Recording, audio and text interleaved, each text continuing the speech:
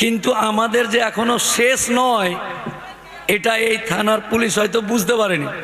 চল হয়ে গেছে, চলে যাচ্ছে, সব পোটলা পোটলি নিয়ে ফিরছে, আর আমি ওদিক দিয়ে গাড়ি নিয়ে আসছি।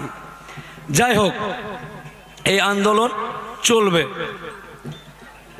আমি মোফাক্কেরুল ইসলাম, একজন হাইকোর্টের উকিল। আমি এখানে কেন ভাষণ দিতে এসেছি? আমার বাপের কবর বাঁচাতে হবে ওই জন্য নাকি?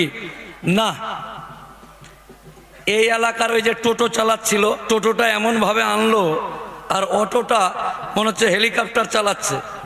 ওই হেলিকপ্টার চালানো জয়নালকে বলছি, রে জয়নাল, এই তোর বাপের কবর বাঁচাতে এসছি রে।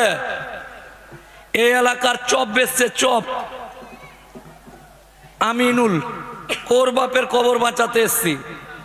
আমার আল্লাহ যা ক্ষমতা দিয়েছে, আমি যদি মনে করি আমার আব্বাজান মারা গেছেন এবং হাইকোর্ট থেকে পারমিশন নিয়ে, সুপ্রিম কোর্ট থেকে পারমিশন নিয়ে, আমার যে নেটওয়ার্ক আছে, যে ক্ষমতা আছে, সবগুলোকে কাজে লাগিয়ে ধর্মতলার বুকে আমার আব্বাকে কবরস্থ করতে পারবো ইনশাআল্লাহ।